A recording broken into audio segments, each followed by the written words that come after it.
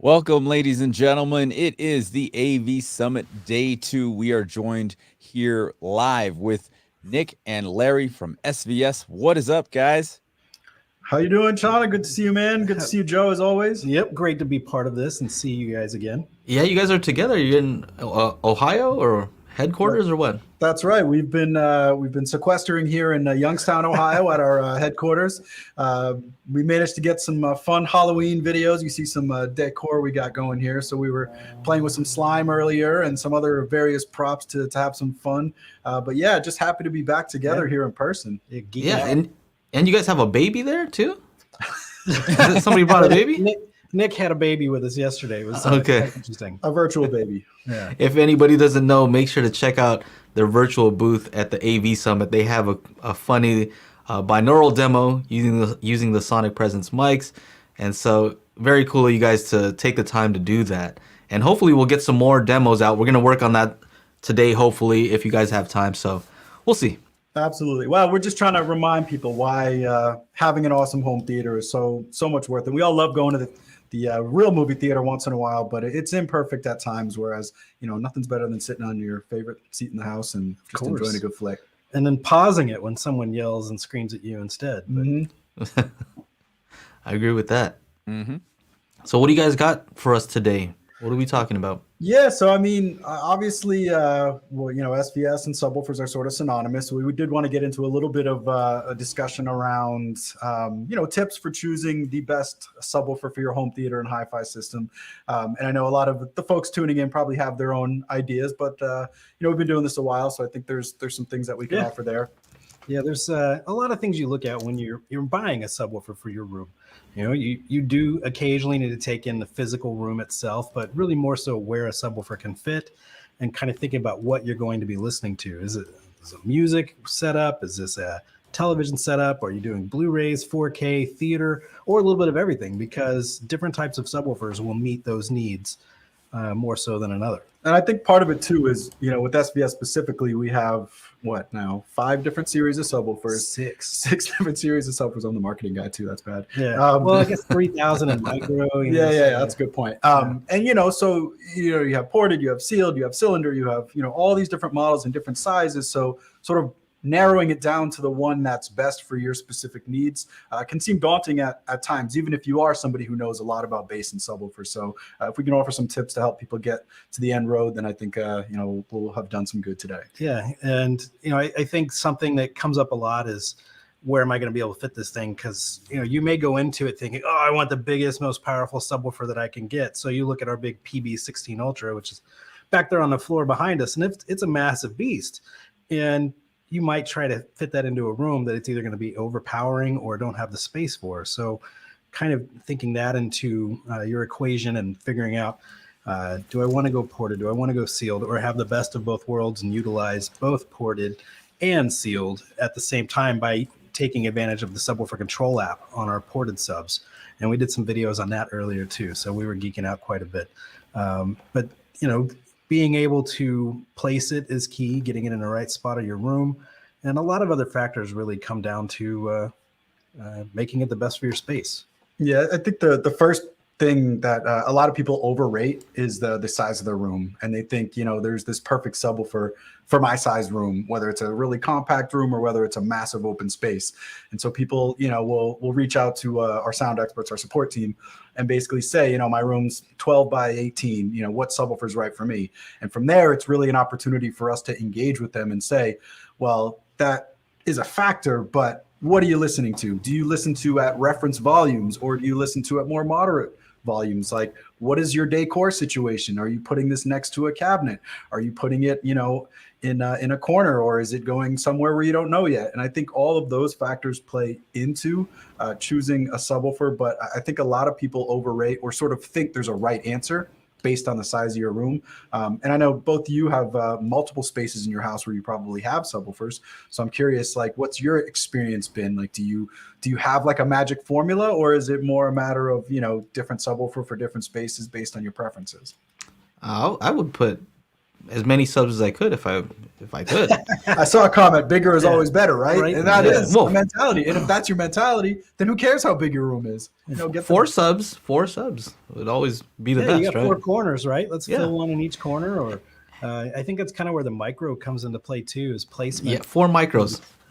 Is really Done. not as big a deal anymore. If depending on the size of your room or furniture, all that can kind of come into play. But really, it's can you fit what you want in that space too, without having to rearrange a lot of it. And I want to just make sure I'm clear. It's not for more bass. It's more for more even, smooth bass. So Yeah. the level is gonna still be the same as with one, but it would just be smoother. And sometimes you get these nulls with a sub, so 4 of them would help a lot, especially and when you move from one seat to the other, it's just more even. So just to be clear, I would want more, not for total loudness or extension. It's more for smoothness. Yeah, That's and you can totally get more output from obviously adding more subs. But really, what it does is, I'm not a big fan of sweet spot. I want a sweet area so that more people in my family can Sweet enjoy it area. and experience it. Because all of us are family people, so we've got more than just us watching a movie when we're sitting down to watch a movie. So, got that big sectional couch. If you've got at least 2 subs in there, then everyone's going to experience it quite a bit differently than if you just had one. So, you can do 2 smaller subs or 2 large ported subs to take on a media room, or however you can make it fit. Or 6 subwoofers like you guys have in that room Yes, behind yeah, you. this is kind of a actually goofy setup. 7. We got one of the 7? PC models just off screen. Yeah, over right there. off screen. There's Oh, another okay. one behind us. So we're up to 8. 8. There's the SP2000 Pro Yeah. there. That's 9. Yeah, we've been goofing off quite a bit. Yeah, we today, were so- playing around with some different things. So So I wanna tell folks about real quick, because I love SVS sound, and I like the fact that you make the subs very flat, right? So other subs that I've seen and tested, sometimes they have this peak, and of course you're gonna have to calibrate that to your room. And still, even if you guys deliver it flat, my room is gonna do something crazy to it anyway, right? But the fact that it starts off that way makes it easier to get it back to that, I would say. And when people talk, audiophiles are talking about like the texture of the bass, and that's a real thing. And what I've noticed, I've just experienced it, was when the bass is even, right? When you're getting the same volume at different frequencies of bass, right? So we're talking about 120 hertz and down, let's just say. When all those are level, you can start to hear the differences between them, and that's what I think people mean when they're saying there's some texture to it. And I think it's very easy when you guys deliver something with a flat response like you guys do. yeah, I mean, it really there's 5 sort of key factors that we consider when creating our subwoofers in terms of the sound quality that they have to do extremely well. And this doesn't just apply to SVS subwoofers. I think if you're looking for any subwoofer, if it does these 5 things well, it's really going to be the best subwoofer for you. The first is the first 2 are pretty obvious. One, it has to go as deep as you want it to go. Typically 20 hertz is that magic number that most people look at. It's the cutoff of human hearing. And unless you're Chana and you're at the Electric Daisy Festival and you really want to get blown away and hit those infrasonics, 20 hertz is about where you want a subwoofer to go. And all SVS subwoofers hit that low, with the exception of the 3000 micro, which gets you just a hair above 20 hertz, but you can only do so much to bend the laws of physics. So that low frequency extension down to the limit of human hearing is a first important factor. Larry, you want me to cue you up for the second one? So the second one is being able to take those extreme low frequencies and play them at that reference volume that we all love. Because I have a feeling some of us like playing pretty loud. And when you do get fairly loud with a lot of products that are out there, as you get to that reference level volume, what you'll find is you'll see your speakers gain in volume, and the overall volume in your room is rising, but your subwoofer may get overpowered and kind of fall down or take a step back, because it's like, whoa, I'm going to hang out back here. You can keep going, but I'm going to hang out back here because I don't want to blow the driver or the amp or whatever. So we don't want that to be an experience for you. So there's very little of that happening in any of our products. So as you increase volume on our subwoofers, not only are you going to get more volume, but you're also going to keep that low frequency down where you want. So you want to crank Ready Player One at reference volumes, you're going to feel that King Kong chasing you down and bombarding you through the subwoofer as you elevate your volume too. And there's nothing worse than, having one of those scenes and, it's like you're anticipating it and it's going to be this, chest thumping, heart pounding sort of moment. And then it's just like, Yeah, it's nothing. You're like, come on. But I think this is where, room size and, becomes sort of a backseat thing because, you may have a smaller room, but you really want to be able to energize that space to absolutely feel it in every inch of your body, to the point where your pants are flapping and whatnot. And I think when you get to that point, maybe you need to level up a bit and get a larger subwoofer. So the room side's almost secondary to your listening preferences. The third one, I think, speaks to what you were just talking about, Joe, which is accuracy in frequency response. And it's getting that flatness because that's what's going to reveal the texture. It's going to reveal the nuance of the bass.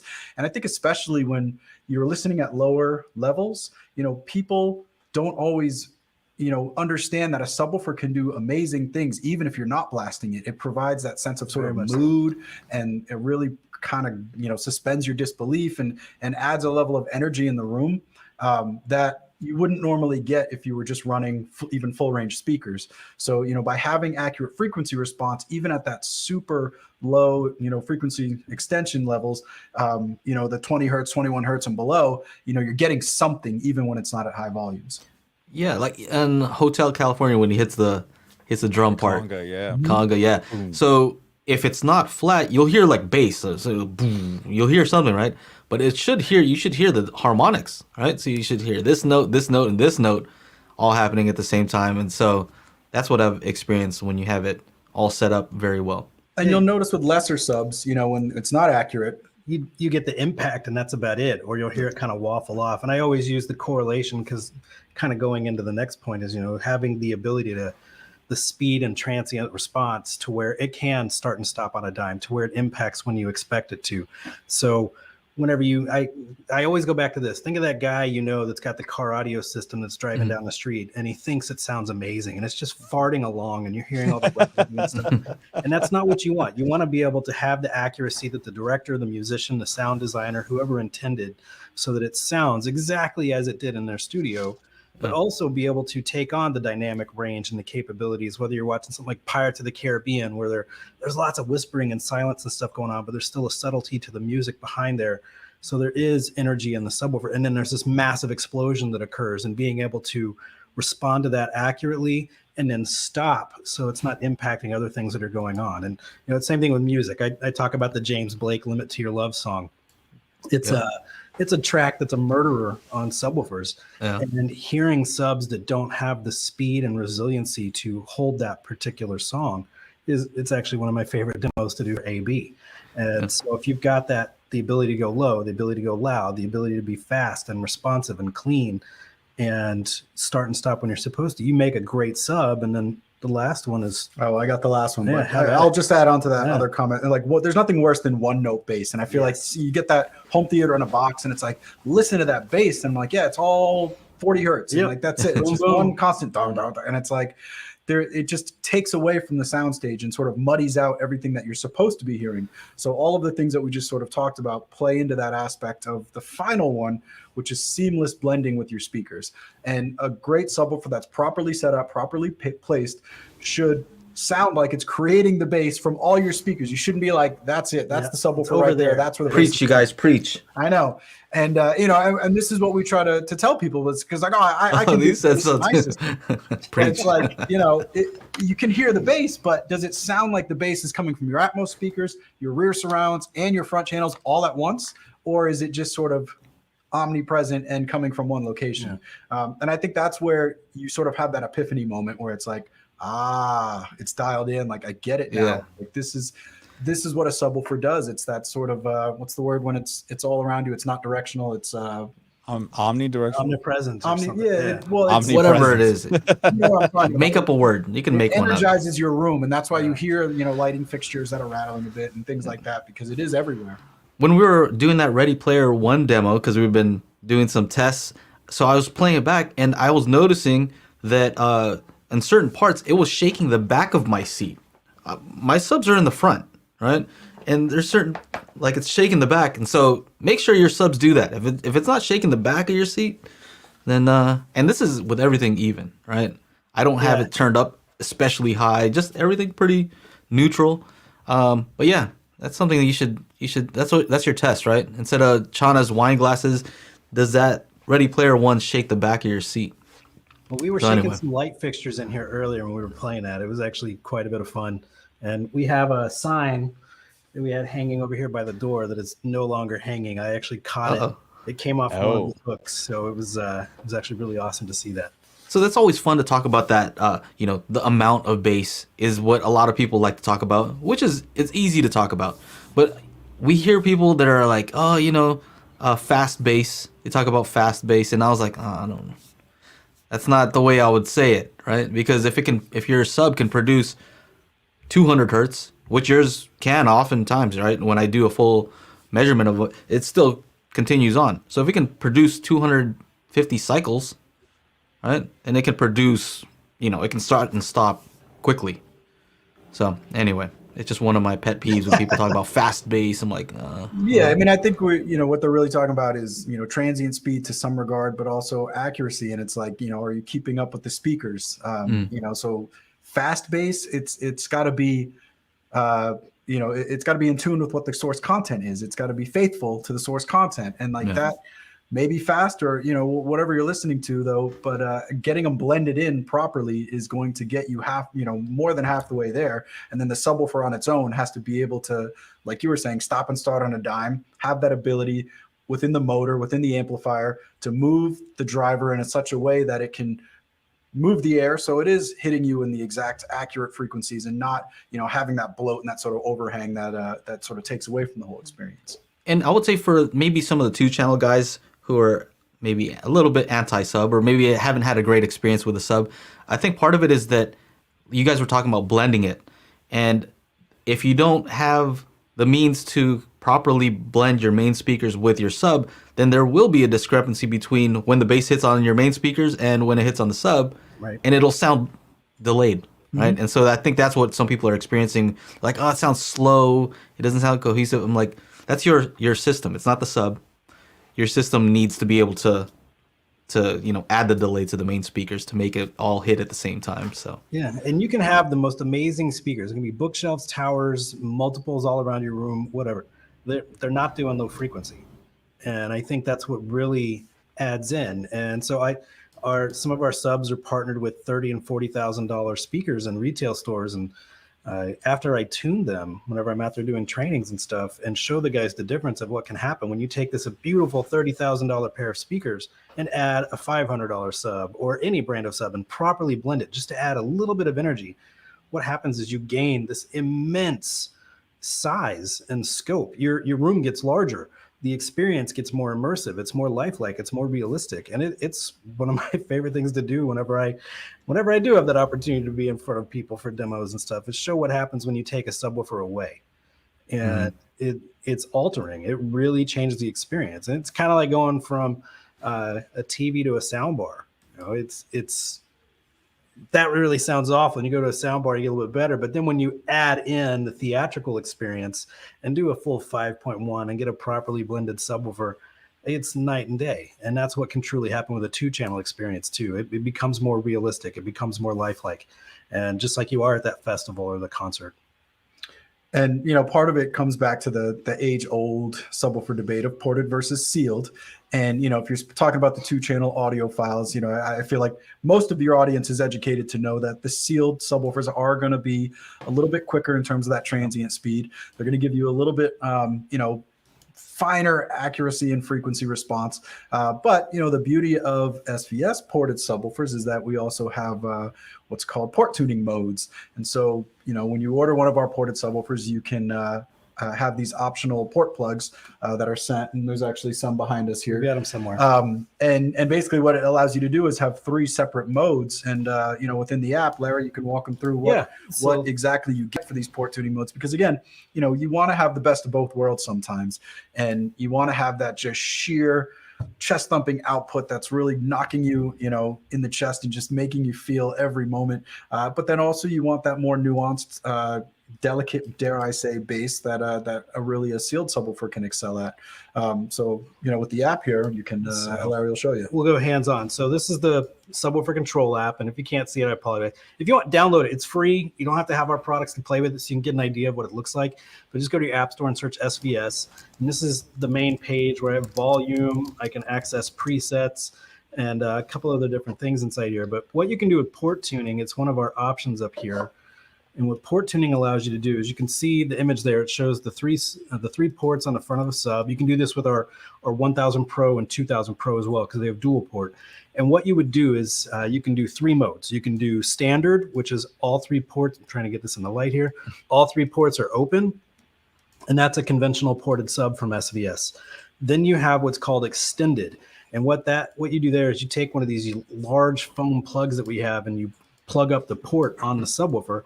And I think we moved them that's all right. back behind. We have them somewhere. We've got witch's legs in there right now. Then you click extended, and you can see there the middle port is plugged. Golly, we get bad lighting in here. Sorry, guys. But the middle port is plugged, and what that does is it changes the frequency so that if you have a null or if you've got a little bit too much energy happening in that space, it optimizes the output from that. Plus, it actually, you can't just plug up a subwoofer.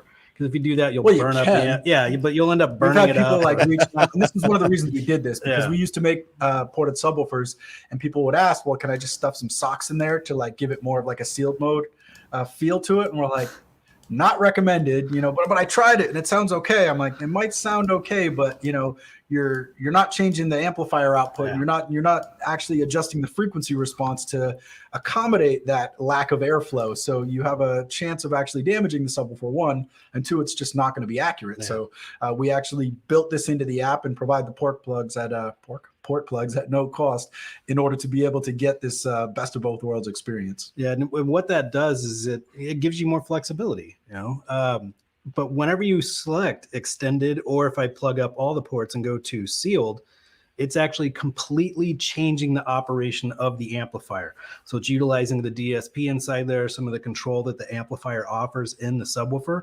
and changes the operation all the way around. So if you're somebody that loves the theatrical bass experience, wants the over-the-top IMAX level bass, but also wants that extremely fast, responsive kind of sealed music, you can do that with any one of our ported subs now and have the best of both worlds. So I got to show the witch's legs. This might be a little drawing for you guys, but somebody was asking, so hopefully you can see them there. Yeah, you'll see some social media videos coming later. Yeah, so there you go. We've been goofing off this afternoon, filming some content for you all. I'll give you a little bit of a teaser too. You're going to see what it looks like to have slime vibrating on a driver at 30 hertz, which it's actually pretty cool in slow motion. Yes. We brought it to life. We made That's awesome. Yeah, we made a little bit of a mess, but we're just trying to bring some fun. That's what it's all about, having fun. Yeah, that's part. I mean, it's about making excellent products and marketing them well from my perspective. Yeah. But if you can have fun along the way, then I think you're doing it right. Yeah, and I saw a couple of questions come up. Like somebody was asking about their speakers go to 35 hertz. What sub? And that question comes up a lot too, is how do I match my sub to my speakers? And I think we have a tool on our website. It's called the Subwoofer Matching Tool. You just go to svsound.com, go under subs, and you'll see matching tool. And I think what a lot of people do is go, oh, my speakers go to 30, 35 hertz. So I need a sub that's going to go 30 hertz or below or 20 dB lower or anything like that. You really don't, because you're not going to actually get 35 hertz out of your speakers unless you're feeding them full power and all that. Yeah, it's just not realistic. So what we normally tell people is utilize our matching tool. And say you've got a pair of, Bowers 684 towers, pretty popular tower that are out there. Okay. If you go into our matching tool, and there it is, they're bringing it up on the screen. This tool's got thousands of speakers in this database. And what we've done is taken the frequency response, the slopes, the curves, everything that these speakers do. And it goes, okay, based on this speaker, here's the subwoofer we're going to recommend. And so it looks like, what are we putting in there? Some Bowers and Wilkins towers. So you put in some large towers there. So it's recommending the 16 Ultra. and it's going, okay, well, based on that speaker itself, what it's capable of, what it produces, all of that stuff, these are the products we're going to recommend. Now, this isn't the end all be all. It's a suggestion. Yeah. And then there's a lot of other. This is sort of like Bose. on the right way. All right. Bose, what do you got for Bose? It's like it says get a 3000 micro. Yeah. So this is kind of fun though. So you're seeing it's recommending the 1000 Pro or maybe 2000 Pro, and this kind of goes into the conversation around placement, room size, what you're trying to accomplish. But if you scroll down just a little bit and you see that orange box that says view recommended settings, this is where we're going to help you get it set up properly. So it's not just a subwoofer no, recommendation. it's not just a, hey, and buy this. How you dial it in. Yeah, Got it. but I'm going to take it even one step further. So you'll see it's got two options there. It says AV receiver processor on the top. That is actually your speaker crossover in your receiver. And then the secondary portion there, and I'm going to take it a step further on the screen here in a second too, where it says stereo preamp. That's the actual LFE you're going to put on the subwoofer. So if that doesn't make sense, let's click one more box there. It's the download your custom quick start guide. So if you click that box, it's actually going to bring up the one right above it, the one that says the download your custom quick start guide. It actually brings up a PDF that you can download, email, print, whatever. And it says, okay, run your room correction. Yeah, so there's setup number one is home theater. So it says run your room correction, hook everything up, and then go back in. And based on these speakers, and that's a little small for me. So, okay, 150 hertz. So it says go into your speaker settings and set the crossover on the speakers, not the subwoofer, on the speakers for 150 hertz. And it walks through that where it says setup number one in that paragraph. It says run your auto calibration, go into your speaker selections, set them to small with a crossover of 150. And then let the receiver do everything else. But if you're doing that second option there for maybe a 2-channel setup, it's going to give you a different layout. It says instead of adjusting the actual crossover in the receiver, so I don't know if these particular speakers would be set up to a 2-channel amplifier, but if they say they were, I'm not quite sure why we would ever do that. But hey, everybody likes to play. So you hook this up to a 2-channel That's why amp. people like Joe and Chana exist to talk you out. Or you set up maybe your bookshelf speakers or a pair of prime towers or pinnacles or whatever, and you're doing it on just a 2-channel amp that doesn't have the menus and stuff. You would go in and make adjustments like it's showing here, or if it's one of the app-based control subwoofers, there's actually the images there that walk you through going into LFE, tuning it to 60 hertz with a slope of say 30 or whatever. So it walks, or 24. So it walks you through all of that. And it's a great tool for you guys that are trying to frequency match a subwoofer to a pair of speakers. It's a great starting point. It may recommend the 1000, but you want more. You go to the 2000. It may recommend a 4000 series based on your speakers, and that's just not in your budget realm or physically size-wise. You can't go that route. So what you would then do is maybe just go down to the 3000 or the 2000 Pro and just kind of follow some of the similar settings. Yeah. So, I mean, we kicked this whole segment off just talking about different ways that we could help people choose the best subwoofer. And I think, the one matching with speakers is a big factor that people have. And then obviously getting it tuned in is big. One of the other areas I think is, size and how it looks in your room. And one of the more recent features that we've added to the site is augmented reality. And, I think when you're talking about a PB16 Ultra subwoofer, something that, 200 pounds, what is it, roughly 2.5 feet by 4 feet, it's just this massive box. You want to see if that's going to fit next to your entertainment center. So, you go to any product page on our site, you'll see a little blue button that says view in your space. And this is with a smartphone. Typically, it's the easiest way to use it. And then you can swivel it around. You can, adjust how far away you want it from you. And it provides, in the proper ratio of size, what it's going to look like in your space to see if it's going to fit there. And you can show your significant other, like, this is what it's going to look like, get buy-in from that regard. And it's just another way to, again, help you get to that next stage of like, okay, now I don't have to order and unbox this massive 200-pound subwoofer until I understand how exactly it's going to look in the realm of all my other equipment and my furniture and my decor. And again, we're trying to make things easier on folks who may just be getting now into the hobby and maybe don't have a clear idea from the website, or don't read the dimensions what exactly it's going to look like. And so this is sort of a higher tech way, I guess, than reading specs of just understanding how it fits within your overall living space. Yeah, the AR is a lot of fun because you can do some goofy stuff with it too, but figuring out where it's going to fit in your space is a lot of fun. We talked about with travel, something I'll do for social media is maybe take pictures of it out in the wild at some we did a promo landmarks. SVS in the wild where we had people put subwoofers and speakers in like the funniest place you could, and somebody put it out in a boat in the middle of a pond, somebody put it inside their dishwasher, someone put one on their wife's head while she was sleeping. So we'll have some fun with it to try to promote it in that way. And I think maybe we'll do something around the holidays with like put whatever SVS product you want under your tree, and we'll do a couple giveaways to make your holiday a happy one based on some social media fun that we have there. So but again, it's just all about getting people engaged, providing these sort of these tools that really allow you to interact with the products before you own them, and get an idea of what's best for you again before you actually get it shipped and put your money down. And Regular Guy Audio says he'd wear one as a hat. Perfect. There we go.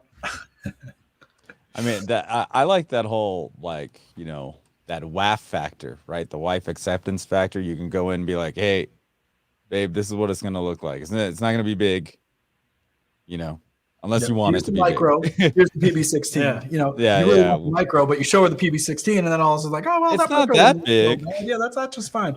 And it's funny. We've had people reach out to us, and this gentleman was like, yeah, I created this like cutout of a cardboard cutout, and I had it sitting in our room for a month, just telling my significant other, like, this is what it's going to look like. And they lived with this box in their room.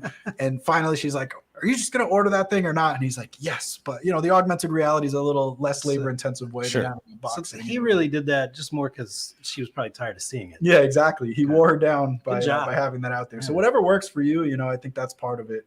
But yeah, that's, that was part of what we wanted to talk about too today, was just engaging people to, this hobby and trying to grow it, because I feel like for a long time, people were taking this way too seriously, and it is a serious hobby because you have to spend, legitimate a lot of money to get phenomenal performance, but you also don't have to break the bank. It can be something where you can level up. You can start very true in an entry level sort of satellite system, move those satellites to the rear, get some towers or bookshelves, move those bookshelves to the side, get some, and just sort of incrementally improve your experience. And then obviously there's resale value with a lot of these products too. So I think all of that factors into this hobby. And one of the things that I always like to really promote about high performance audio that I feel like doesn't really get enough talk around it is the longevity aspect. Like, what technology in your life lasts more than 10 years these days? You drop $1,000 on a smartphone, you're replacing it, a year and a half, 2 years. These are products that you're going to interact with nearly every single day. And if you treat them right, they're going to last 15, 20 years. And I feel like that's part of this hobby that doesn't really get out there. So if you spend the time to choose the right products, integrate them within your decor and within the realm of your home, then, you can have this setup that, whether or not you replace things or not and continue upgrading, because I know upgrade-itis is a real thing. It's going to treat you well. So, it's always something I like to throw out there. Yeah, man. You guys definitely have fun. You know how to do that. Yeah. And that's what we try to do too. We just try to keep it fun, keep it light, and remind people that this is all supposed to be fun. Right? Yeah, Anybody who's taking it way too seriously, you're kind of missing the point. And like you guys are saying, we understand that you're spending a lot of money, and so you're trying to help people make good purchasing decisions, and there is a science to it. And so, yeah, all that is true, but it's also fun. So yeah, and that goes right into our mantra of, we want to be an inclusive company. We want to bring more people into the space, and I know both of you have played with the products and done comparisons with other ones that are out there. And if you really look at where our products kind of fit into the market, comparing to maybe some of the competitive products that are out there, we will be significantly less and perform on par or better than a lot of the other ones. But what it's really doing is bringing people into the audio space, into performance audio, that were maybe afraid to walk into a really high-end retailer because you don't want to be embarrassed when you couldn't afford a $30,000 pair of speakers. And I think that's something that we've done really well talking with our retail partners is we're bringing a younger environment in. I would imagine most of you are probably around our age, young 40s or 50 under crowd is kind of where we do really well with. And then also the CEOs of Fortune 10 companies and stuff love our products. So we're really for everybody and trying to bring a lot of people into the space and doing it in a fun way, in a different way than a lot of the other brands. I mean, with the stuff we were filming, we were playing with candy corn earlier, ping pong balls, slime, the witches, ghosts, doing some goofy videos. And then if you watch the binaural video we did, the popcorn and the baby and the cell phone, it's just, we like goofing off a little bit too. That's the best part. I mean, to me, that sells the product because I want to know who I'm sending my money to, right? Is this a cool company? To me, that matters, right? And you guys have your Bill of Rights, right? Is that what it's called? Customer Bill of Rights? Bill of Rights, you got it. Where it's kind of like, all right, I need to make sure that if there's an issue, this thing is huge, right? Am I going to be able to send it back? Like, how's this all going to work? Right? It's a pretty big commitment. The fact that you're getting this huge thing and maybe on a pallet, right? What happens if something breaks, right? Will these guys take care of me? Things like that. Yeah, and I think part of it too, we've grown, since the start of COVID and coronavirus. Like it hasn't hurt SVS. I think a lot of the supply chain stuff has hurt a lot of other companies. We've managed that pretty well in terms of maintaining inventory and being able to survive products. But the part within our company that's grown the most in terms of personnel is our support team, because what we're really trying to do is continue to offer that sort of white glove level of service for people who have these questions, who are just getting into it, who have no idea what they're doing. And, we're decent at marketing. I think these fun things that we're talking decent about. at marketing. Look at Chana's falling asleep. First of all, Chana just came back from eating. Forgive him. But, yeah. Good at marketing is hilarious because you guys are like the best in my opinion. Hands down the best. Like it's as much about educating, and infotainment, I guess, with these happy hours and stuff where we're providing like actual real world knowledge that's helping you get your system to sound its best or choose the best products. But then it's also the support that you get while you're choosing the products, when you're setting them up, and then, God forbid there's an issue, helping you deal with that after the fact. And you'll see it within our reviews. And one of the things within our, corporate culture that we're most proud of is that sort of 5-star service. And you just don't see a lot of people complaining about, SVS left me hanging in the wind, because we really legitimately try to take care of every single person. And I don't want to just sit here and go on a soapbox about this, but like, that's part of what, our culture involves. And we will never lose that because it is so key to what we're trying to do within the industry and within this hobby is grow it. And I think if you get into these products, you spend a boatload of money, and then all of a sudden you're left twisting in the breeze with like no help and no support. And, now you feel like, well, this was a waste. Like, why did I even try to get into this? Then you really sullied for life. Well, and, we want to really avoid that. The reason I'd like to point it out is because it really does cost money. If you hire some more people to help people on the phone, that costs money. And it might not translate to, maybe the product itself, right? As far as everybody wants the lowest cost product, but this stuff does cost money, support and warranty, right? All these things add to that. I remember when I had a retail shop, I was actually like one of the most expensive, and people would be like, "Hey, the other guy's less expensive, like not that far." And I'm like, "Yeah, I'm more expensive," and they're like, "Well, I like you," so they kept coming, and so I think that's important to note that service does matter, right? How you support your products does matter, and I don't want people to only think like it's only based on pure objective measurements of the speaker. Yes, of course that matters too.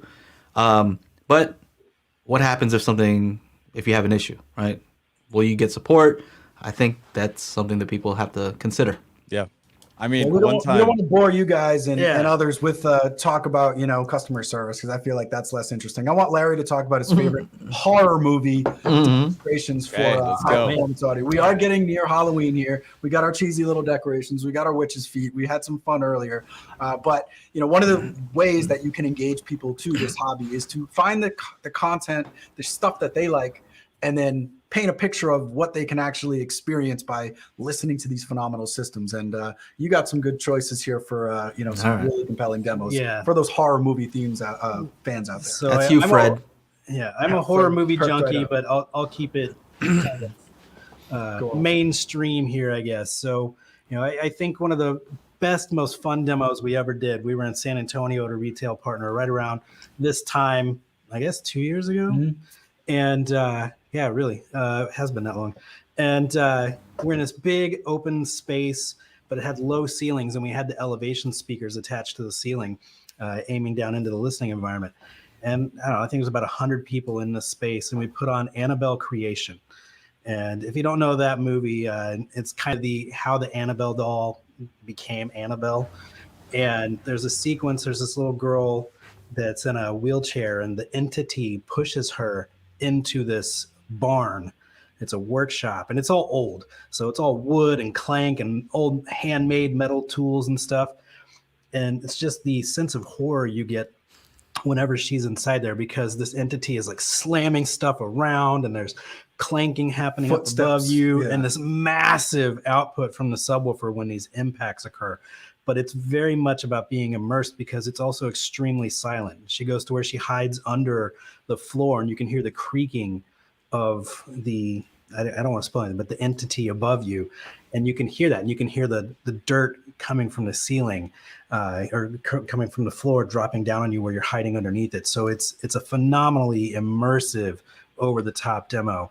I think another one you all love is A Quiet Place. There's a bunch of scenes in that one that we all talk about, so I really won't go there. But either It Part 1 or Part 2, the new one by that's come out the last few years, got a lot of sequences. Anything inside the house where the kids are going after Pennywise, there's just stuff happening everywhere, whether it's musically, whether it's sound effects, the subwoofers. Paranormal Activity, really good. My name's actually in the credits of Paranormal Activity. No. Fun fact, they did a thing, if you supported the movie, your name was in the credits, and I supported them. And the main actress went to my high school. I didn't know her, but same high school. So that's kind of cool. I'm in there. And then I think the one that most people forget about, because it hasn't quite made its way to new formats, is The Haunting. It came out in 99 or the old one. I can't remember which. Yeah. Well, Catherine Zeta-Jones, Liam Neeson, and Owen Wilson. Yeah. It's on Blu-ray. No, DVD. Sorry. DVD with a DTS ES 6.1. For those of you that remember that was out for about 4 months and was popular for about a week. And it came out, and it has this sequence where there's a part with a massive fireplace, and there's this huge thunderous bass, and it's in the teens. It is extreme low frequency output, and it will just absolutely destroy any room. And I see some other ones come up here. Sinister's a great one. Dune, you haven't been able to see yet. No, man. I gotta watch that. I want to watch that. HBO Max I gotta watch it too. did not cooperate with me on my flight out here, because I was going to watch it there and then watch it at home on the system later. Did you guys see that Dune on HBO Max on, I think it was on the Shield, doesn't have Atmos? Uh-oh. What? I didn't hear this. Yeah. I don't know if it's on just that one. I think they did it on purpose. They want us to go to the movie theater. Yeah. I'm like, I got a good system right here. I don't know. I just downloaded it. We were gonna try to go see it in Vegas on Thursday night, but I was just like, Wednesday night I was like, I can download this. Fantastic. Yeah.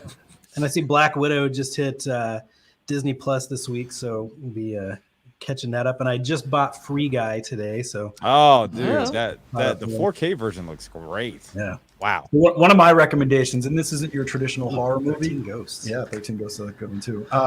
But it's more of it's like a combination thriller horror movie, lots of intrigue, a phenomenal soundtrack.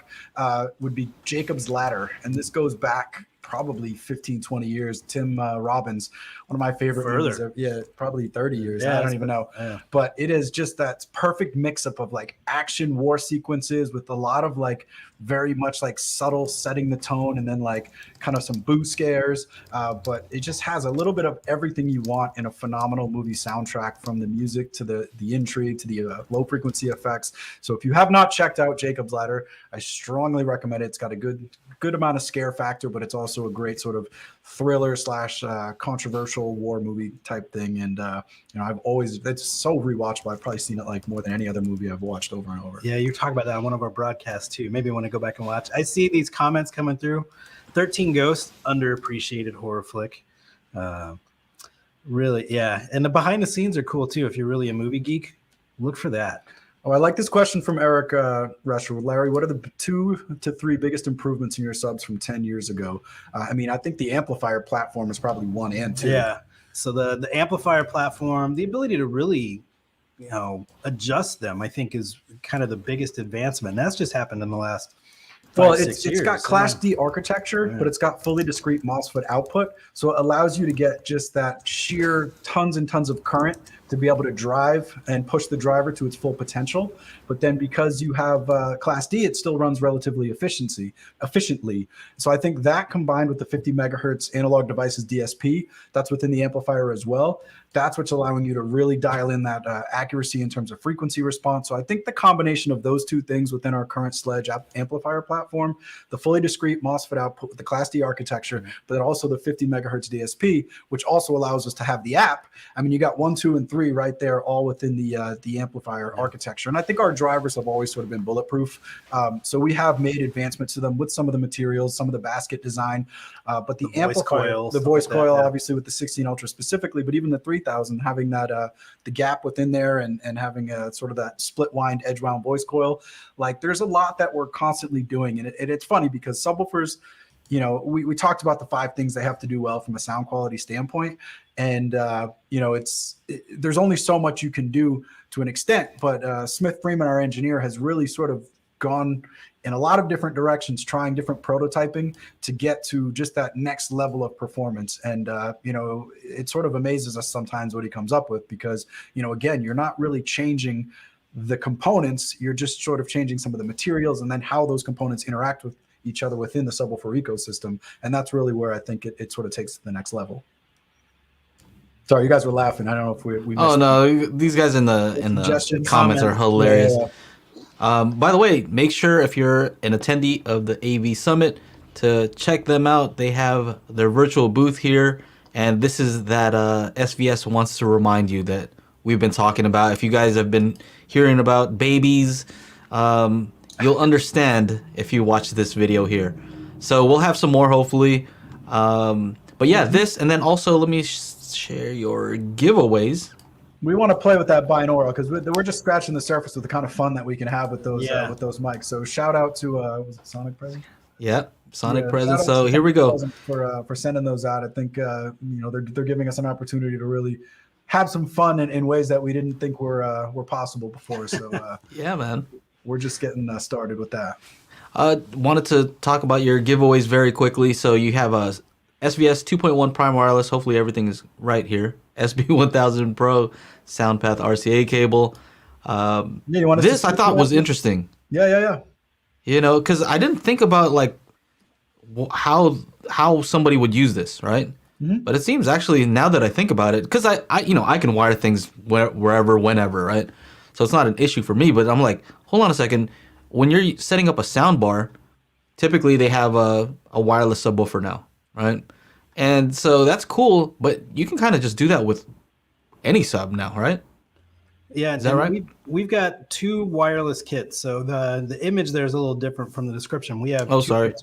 It's okay. We have the SoundPath wireless audio adapter, which is what you're seeing there in the image. And you'll see it's got a mini jack on it, and so there's a transmitter and a receiver, and anything with an RCA connection that can go into like a mini headphone style jack, you can make wireless. So whether it's a turntable, CD player, powered bookshelves, subwoofer, headphones, anything that can plug into that with an audio cable can be made wireless. Now, there's some limitations to the the first one because of distance. And also it's on the 2.4 gigahertz spectrum. So if you're in an apartment or a condo or anything like that, it works great. Single room, fantastic. But my particular area that I run into issues is that we got a family of 5. We all have devices. We all have phones, tablets. There's gaming systems, security, lighting, camera, all that stuff throughout the house that are all kind of bouncing around multiple networks. So the tri-band is the one you're seeing on the screen now. It is a step up. And what it offers, you'll see it's got the dual left and right RCA input. So you can actually use this as a left and right subwoofer if you wanted to, or left and right true stereo. And this is all CD quality audio. So it's a great signal path. But the reason we call this one tri-band over the other one, which is just a wireless audio adapter, the tri-band, it'll do stereo or mono, just you do left or right. You can actually use it with powered speakers too, not just a subwoofer. Yeah, so anything with an RCA connection, you can now make wireless. Subwoofers, turntable CD players. I've had people use this on outdoor televisions to get sound to other locations. Nice. But because what the tri-band offers, it's a 2.4 gigahertz bandwidth, 5.2 and 5.8 all inside that cabinet. So if you've got a heavily networked home, this is great for that. And you can see the image there. It's just using one input. So say you're trying to do 2 subwoofers and you need them both to be wired. You would never want to do one wired and one wireless. You would want them both to be wireless. But if you've got sub 1 and sub 2 output on your receiver, you could literally run both of those to that and then the cables to your 2 subs from there. And it auto switches between those 3 bandwidths. So it's never going to settle for the most congested network. It's always going to remain online. So you don't get that disruption from your wireless playback because it's constantly searching for the least congested wireless bandwidth and then, basically broadcasting from that. And you can do up to 6 of those too. So we're talking earlier about 6 subs in a room. You get the kit, which is the transmitter and receiver. And then for each other product that you want to make wireless, you just add an additional receiver for an additional cost. So you can do multi-room audio this way if you've got powered bookshelves all over and they're not network capable, or if you're trying to transmit a wireless audio throughout your home or multiple subs, that's how you can go about doing it. So basically you're saying that your system is expandable. Exactly. Yep. And it's literally click. You push a button on it to pair it up if you add additional ones. And then I see you have our final giveaway there. That's probably our most popular accessory that we sell currently. That's our SVS SoundPath subwoofer isolation system. But like most of our solutions here, it's not just for subwoofers. We've seen people use these on turntables. We've seen them use them on full range speakers. And essentially what they do is decouple your subwoofer, whatever it is, from the room. So if you're noticing that your windows are rattling, you got knickknacks on the wall that keep falling off, your wife's makeup's falling in the toilet, you know about that. Yeah, I'm not going and these things will basically take that energy that's being infused into the or into the floor and through the walls and basically project it into the air. So now you're getting a little bit even more of that chest thumping output. We've even heard people say that they can run their subwoofer hotter after installing these and they get less of that, room artifact effect that I was just talking about with the rattling and sort of the buzzing from light fixtures. Yeah, and it's great if you're in an apartment or a condo or second floor. Sharing walls. For me, the story he's going back to is the week that I brought home the 16 Ultra. I was playing Deepwater Horizon over and over and over again as I was calibrating it. And my wife had some makeup sitting on a shelf above the toilet. She was organizing all her stuff, and all my boys and her were upstairs because I was being loud. And I guess after about 40 minutes or so, things can be impacted. So it was kind of sitting on a shelf like this, and it eventually fell off. And makeup's expensive, dude. This is like $300. So had a very big fight, and mainly because I couldn't stop laughing at the fact that I knocked all her stuff in the foot. No one's gonna wear that makeup either. Yes. So I took her to a very nice dinner the next day and to Ulta, and I had these sitting on my coffee table, not thinking I really needed them. I mean, I could hear stuff rattling in the house, which is kind of fun, but didn't think I needed them. And this little, $60 saved me. It's also nice because they come with different screw thread sizes. So you can use pretty much any model. It doesn't have to be an SVS any subwoofer. subwoofer. And then if those Thread sizes don't work. We provide little adhesive stickies that you can just sort of, stick them to the bottom of your subwoofer. Yep. So it's a great solution. Even if you don't have room rattle, you just get people who are complaining about, too much noise that's coming from inside your room. Then, you're able to mitigate that a bit. And I'm going to do it anyway. I don't think Gary's watching this one, right? No. We have a couple new accessories coming. I don't think people understand that accessories have become one of SVS's like most popular or fastest growing parts of our business. And again, because there's like two camps kind of where accessories fall into. And I guess a lot of this is with cables, but you get the sort of Amazon basic that, most point A to point B, they're just the path of least resistance. So, there's no bells and whistles. They don't look very good, but they're, they do the job. And then you have these, unicorn hair, sprinkled with magic fairy dust, like unicorn made hair. Of copper that was, taken from a mine in Mars and brought to the US and, so whatever. And I need to write all this down. Exorbitantly this is great marketing material. Exorbitantly expensive where it's like, for incremental benefit, not necessarily that they sound bad, but it's like, they're just over marketed as sort of almost like snake oil to the extent of what they're priced at. So we've sort of, figured somewhere in between those where we provide, really nice looking, really well constructed cables and accessories like we were just showing you. And, so we're expanding upon that. And again, I don't think Gary's looking, but we'll have a few more coming down the pipeline. We're going to have an XLR. We're going to have an HDMI what's the latest codec? 2.2. 2.7. Also a HDMI 16. It changes like before. I know. I guess it doesn't even matter. Probably by the time they launch, it'll be something different. No, they'll be future proofed. And then we also have an optical. So we're trying to provide a more cohesive and a wider, broader selection of accessories that really go with all of our products, because the optical can work with our prime wireless speaker system that you were showing earlier to connect it to a TV. Obviously, HDMI is something that can figure into anyone's home theater. And they'll all have, nice sort of feature set with, really nicely constructed. They'll look much like our SoundPath Ultra or RCA cables, which have those nice braided jackets. We don't have anything to show you because we got to keep some secrets, but that'll be something we roll out here within the next couple months. So with these isolation feet, it kind of like look indented. Do they have like a suction cup effect on a hard surface? I'm just kind of curious. No, this was actually kind of years in the making. It took a lot of work. You'd be shocked how like many different kinds of rubber and durelastomer there are out there, because like this material right here, we went through about 20 prototypes of like different types of rubber and using like accelerometers and different measurement tools to see like what is actually reducing the vibration into the floor the most. And it was a long time running. So I don't know the exact composition of that because it's, our secret sauce. Part of it is you got to have somewhere to put the screw. But the shape of it, like you're saying, it's not so much a suction cup effect, but it's more the surface area that's touching the floor. Like if it didn't have the sort of donut sort of shape to it, you'd get more energy transference.